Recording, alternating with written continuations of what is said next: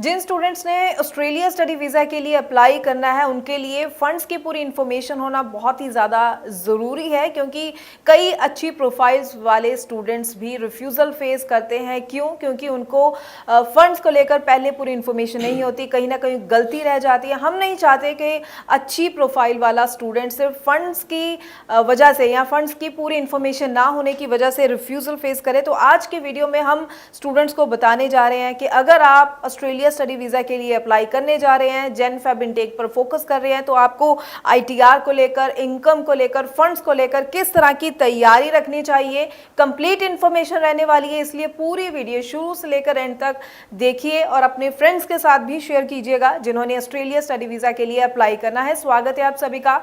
मैं हूं हरजोत कौर और ये पूरी इन्फॉर्मेशन आपके साथ शेयर करेंगे स्टडीज केयर अब्रॉड चंडीगढ़ से Australia study visa expert Manpreet Singh Cheema ji हमारे साथ है। स्वागत है मनप्रीत जी, नमस्कार। नमस्कार मैम।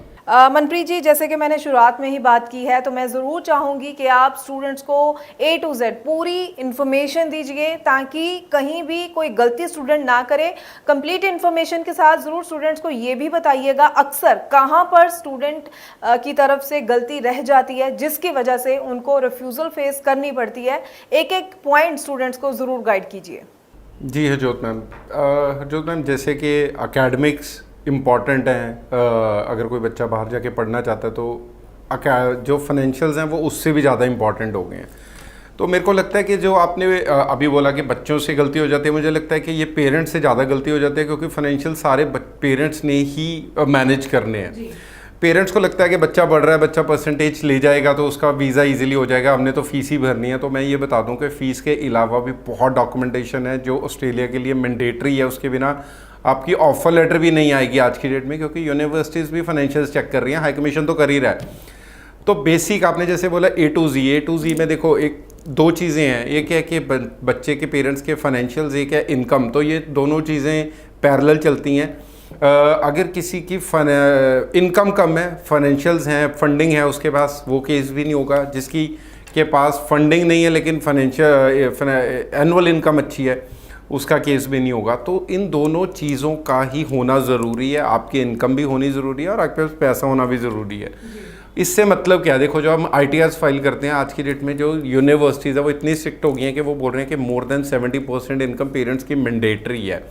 पहले क्या होता था कि अगर पेरेंट्स की इनकम कम भी है, मान लो फादर की इनकम 2-3 लाख है, लेकिन बाकी वो किसी रिलेटिव को ऐड कर लेते थे जिसकी इनकम ज़्यादा होती थी, जहाँ ग्रैंड पेरेंट्स को ऐड कर लेते थे, और वो जो कंडीशन है वो फुलफ़िल हो जाती थी। हाई कमीशन और यूनिवर्सिटीज़ बोलती थी ठीक है यार, आपने ITRs दिखा दी, चाहे किसी की भी है, इट्स वैलिड।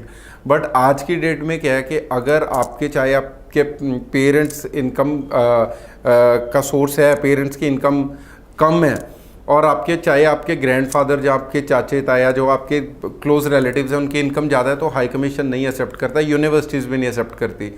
तो जो भी पेरेंट्स बिजनेस में हैं, जो जॉब में हैं, वो अपनी प्रॉपर ITRs फाइल करो। यूनिवर्सिटीज़ की जो मिनिमम बेसिक पेरेंट्स की इनकम की रिक्वायरमेंट है वो इन टर्म्स ऑफ परसेंटेज है कि 70 to 80% होनी चाहिए। इन टर्म्स ऑफ अगर हम पैसे की बात करें तो 10 lakh above, 12-13 depend upon the university. कोई यूनिवर्सिटी पेरेंट्स की इनकम 10 लाख ले रही है मैंडेटरी, कोई ले 12 लाख, कोई 14 लाख भी मैंडेटरी ले रही है। चाहे आपके रिलेटिव्स के पास जितना मर्जी पैसा हो, उनको पेरेंट्स की ही इनकम चाहिए। तो पहले तो आप अपनी ITRs को फाइल कीजिए प्रॉपर वे में, जो इनकम है उसको शो कीजिए और अच्छी ITRs फाइल करिए। अपनी फादर मदर दोनों की ITRs आप फाइल करो अगर दोनों वर्किंग है तो। सेकेंडली उसके बाद क्या है कि बिज़नेस में है जो लोग, बिज़नेस में जो लोग हैं वो भी अपनी ITRs को नहीं फाइल करते हैं। उनके अगर वो ITR फाइल अच्छी कर रहे हैं तो उनके पास GST नंबर, बिज़नेस में जो लोग हैं उनके लिए तो डॉक्यूमेंटेशन, बहुत ज़्यादा डॉक्यूमेंटेशन बढ़ गई है। बिज़नेस अगर पुराना भी वो बोल रहे हैं तो उनको रजिस्ट्रेशन सर्टिफिकेट भी पुराना चाहिए। MSME है तो वो पुराना रजिस्टर्ड चाहिए, GST नंबर चाहिए, करंट अकाउंट स्टेटमेंट चाहिए, एटलीस्ट 2-3 उनको प्रूफ चाहिए कि ये बिज़नेस पुराना बिज़नेस है। ऐसे नहीं है कि आपने ITRs फाइल करी, आज आपको पता लगा यार ऑस्ट्रेलिया के लिए तो बिज़नेस रजिस्टर होना चाहिए, वो आप आज रजिस्टर करके कल को फाइल लगाएंगे, यूनिवर्सिटी नहीं एक्सेप्ट करेगी। तो कोई भी डॉक्यूमेंटेशन है उसको प्रॉपरली मैनेज करके रखो। अगर आपने बच्चे को ऑस्ट्रेलिया भेजना है, चाहे आपके पास पैसा है, चाहे आपकी इनकम अच्छी है, लेकिन अगर वो पेपर्स में नहीं है तो वो किसी काम की भी नहीं है। दूसरी चीज़ ये है कि अगर कोई बिज़नेस से रिलेटेड हाँ, तीसरी चीज़ ये है कि कई यूनिवर्सिटीज़ तो फोटोग्राफ्स, कल हमें एक यूनिवर्सिटी की मेल आई है जिसमें उन्होंने बिज़नेस के फ़ोटोग्राफ्स भी मांगे हमसे। एक हमने स्टूडेंट लगाया है जिनका फादर का कार्स का सेल परचेज का बिज़नेस है। उन्होंने बोला कि स्टूडेंट ने बोला कि मेरे फादर का तो यूट्यूब चैनल है, उन्होंने उस यूट्यूब चैनल का लिंक भी लिया है। तो मतलब इतना डीप जा रहे हैं वो आज की डेट में, चेक कर रहे हैं कि जेन्युइन चेक करने के लिए कि बिज़नेस कितना जेन्युइन है। तो अपनी अगर जॉब है तो अपनी आरटीआर फिल कीजिए, अपनी सैलरी स्लिप्स दिखाइए, फॉर्म 16 दिखाइए, बिज़नेस है तो GST number, current account statement और अपना जो रजिस्टर बिज़नेस है उसकी फ़ोटोग्राफ्स, जो भी जितने भी मैक्सिमम प्रूफ आप दे सकते हैं वो दीजिए। तीसरी चीज़ है बाकी फंडिंग, पैसा है कि सेविंग्स उनको चाहिए, रेडली अवेलेबल फंड्स यूनिवर्सिटीज़ को चाहिए। तभी वो ये बोलते हैं कि अगर आपके पास म्यूचुअल फंड्स हैं, एलआईसी पॉलिसीज़ हैं, अगर पोस्ट ऑफिस में पैसा है, कोई भी ऐसा पैसा, आपके जीपी फंड में पैसा है, कोई भी ऐसा पैसा जिसको निकालने में टाइम लगता है, उसको वो पहले ही यूनिवर्सिटीज़ बोल रहे हैं उसको पहले ही विड्रॉ करके सेविंग में डलवाओ, हमें दिखाओ कि वो पैसा सेविंग में आ गया है। बिकॉज हाई कमीशन ये बोलता है कि बच्चे वहाँ पे जाके बोल देते हैं कि सर हम तो नेक्स्ट सेमेस्टर की फ़ीस नहीं दे सकते, हमारे तो फादर ने PF apply, GP fund withdrawal का रिक्वेस्ट डाली हुई है। अब कुछ डिपार्टमेंट्स ऐसे हैं पंजाब गवर्नमेंट या किसी भी और स्टेट में जहाँ पे 3-3 महीने भी लग जाते हैं। तो लॉजिकली आप सोचिए कि बच्चे को फ़ीस आज चाहिए, उसके फादर रिक्वेस्ट डाल रहे हैं, वो 3 महीने बाद निकाल रहे हैं, तो बच्चा फ़ीस कैसे देगा? इसलिए हाई कमीशन बोलता है कि भाई जो भी फंड्स हैं that should be readily available to the student, वो सारे के सारे पैसे को सेविंग में डलवाओ और फिर यूनिवर्सिटीज़ को शो करो। तो कोई भी ऐसा फंडिंग में पैसा है आपके पास जो आपको लग रहा है कि मैं टाइम पे जाके निकलवा लूँगा, उसको आप पहले ही विड्रॉ करके सेविंग में डलवा के और उसकी जो विड्रॉल लेटर्स हैं उसको एज अ प्रूफ लगाएं।